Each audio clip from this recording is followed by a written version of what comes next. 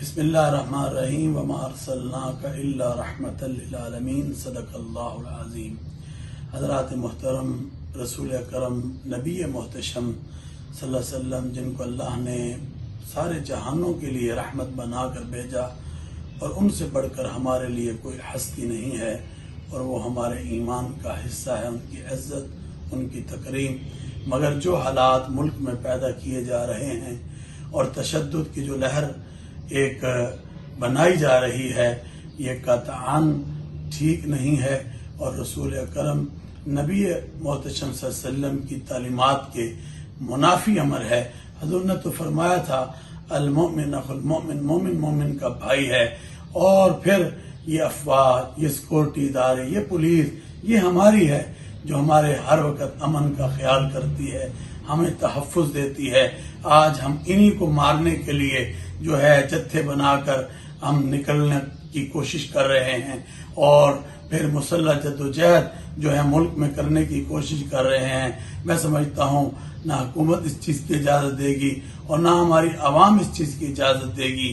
اگر مسئلہ فرانس کا ہے تو سب سے پہلے آواز پاکستان نے اس کے لیے اٹھائی تھی۔ بسم اللہ الرحمن الرحیم۔ یا ایھا الذین آمنوا اطیعوا اللہ واطیعوا الرسول واولی الامر منکم، صدق اللہ مولانا العظیم۔ جیسا کہ آج کل پاکستان میں مختلف جگہوں پر احتجاج کی جو شکلیں سامنے آ رہی ہیں، میں یہ سمجھتا ہوں یہ غیر اخلاقی ہیں، غیر آئینی ہیں اور غیر شرعی ہے۔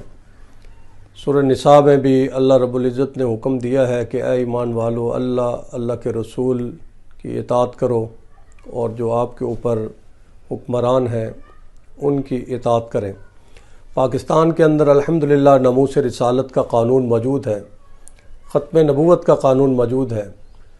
جب بھی کہیں بھی گستاخی ہو تو ہمیں سب سے پہلے قانون کو اس کا سہارا لینا چاہیے، اور فوراً جو بھی گستاخی کا مرتکب ہے اس کو قانون کی گرفت میں لانا چاہیے۔ جیسا کہ ماضی کے اندر فرانس میں گستاخانہ خاکے شائع ہوئے تو پاکستان میں احتجاج ہوا، تمام دینی جماعتوں نے کیا، تمام سیاسی جماعتوں نے کیا، حتیٰ کہ پاکستان کی چاروں صوبائی اسمبلیوں کے اندر بھی قرارداد مذمت پیش کی گئی، اور قومی اسمبلی کے اندر بھی قرارداد پیش کی گئی، سینٹ کے اندر بھی پیش کی گئی، اور ہماری حکومت نے OIC میں اس مسئلے کو اٹھایا، اقوام متحدہ میں اٹھایا، فرانس کے ساتھ بھی اپنا احتجاج ریکارڈ کروایا۔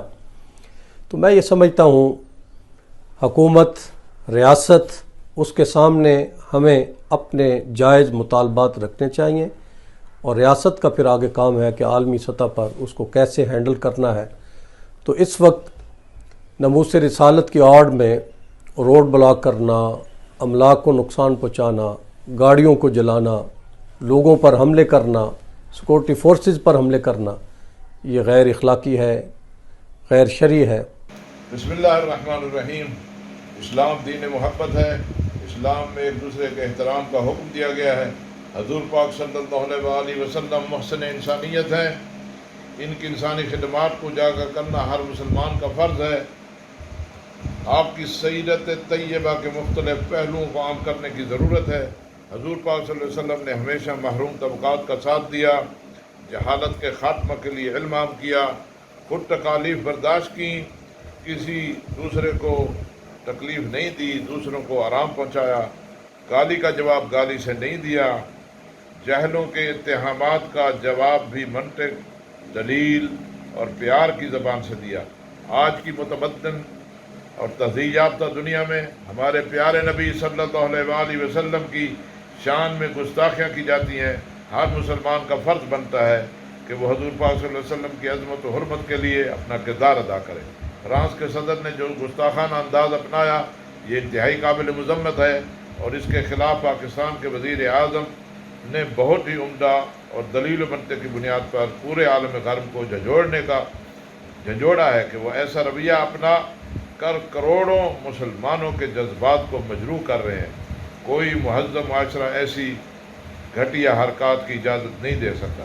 پاکستان کا ہر مسلمان باقی مسلمانوں کی طرح کسی بھی حوالے سے حضور پاک صلی اللہ علیہ وسلم کی شان میں گستاخی کو قبول نہیں کر سکتا۔ یہ مسئلہ کسی ایک جماعت یا خاص گروہ کا نہیں، ہر مسلمان کا ہے۔ اس حوالے سے پچھلے دنوں ایک مذہبی جماعت کے کارکنوں نے حضور پاک صلی اللہ علیہ وسلم کی عظمت و کرامت و حرمت کی خاطر جو جلوس نکالے اور پھر پرتشدد واقعات رونما ہوئے، املاک کو نقصان پہنچایا گیا، پرامن راستے بند ہوئے، انتظامیہ سے معاندانہ رویہ اپنایا گیا اور نہتے افراد زخمی ہوئے، کچھ شہید ہوئے، تو یہ انداز، یہ رویہ اسلامی ہے نہ انسانی، نہ ہی حضور پاک صلی اللہ علیہ وسلم کے ساتھ عشق کا تقاضا ہے۔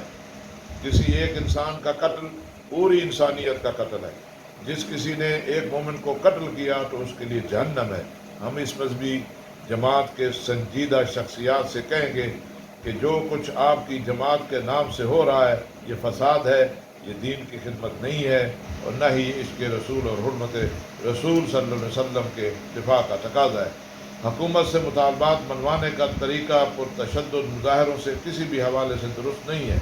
پچھلے دنوں جو کچھ ہوا یہ قابل مذمت ہے، اور حکومت کی ذمہ داری بنتی ہے کہ وہ شہریوں کی حفاظت کرے، اور جو لوگ مذہب کے نام پر ماحول بے امن کر رہے ہیں، راستے بند کر رہے ہیں، املاک کو نقصان پہنچا رہے ہیں، عام راہ چلتے لوگوں پر حملہ آور ہیں، حکومت ان شرپسندوں کے خلاف سخت کارروائی کرے، اور حضور پاک صلی اللہ علیہ وسلم کی شان میں گستاخی کرنے والے بالخصوص فرانسیسی صدر کے بارے قومی اسمبلی سے واضح فیصلہ جاری کروائے۔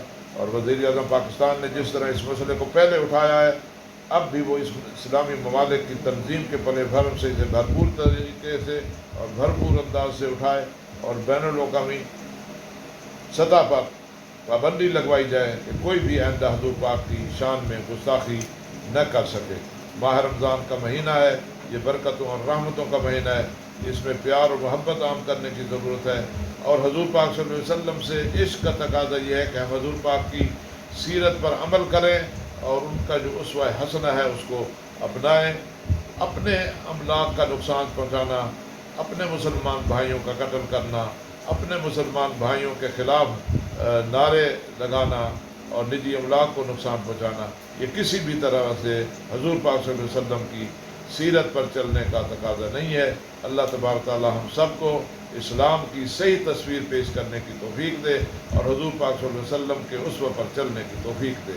حضور سرور کون و مقام صلی اللہ علیہ وسلم کی ذات گرامی کے ساتھ محبت، عقیدت، احترام اور عشق کا رشتہ سب سے بڑی نعمت ہے۔ ہر صاحب ایمان اسے سب کچھ سمجھتا ہے۔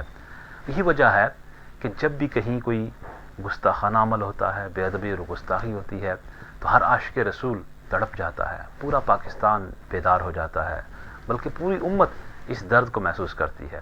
فرانس میں جو گستاخانہ خاکے شائع ہوئے، اس اعتبار حوالے سے حکومت پاکستان، اور آپ نے دیکھا وزیر اعظم پاکستان جناب عمران خان نے ان معاملات کو بڑے مضبوط انداز میں اقوام متحدہ میں اٹھایا۔ اقوام متحدہ کی جنرل اسمبلی میں اپنی اسپیچ میں انہوں نے عشق رسالت مآب صلی اللہ علیہ وسلم کی بات کی اور بڑا واضح اور دو ٹوک موقع اپنایا کہ اللہ کے نبی صلی اللہ علیہ وسلم ہمارے دلوں میں بستے ہیں، اور کسی قسم کی گستاخی سے سب کو ہمیں بہت تکلیف ہوتی ہے۔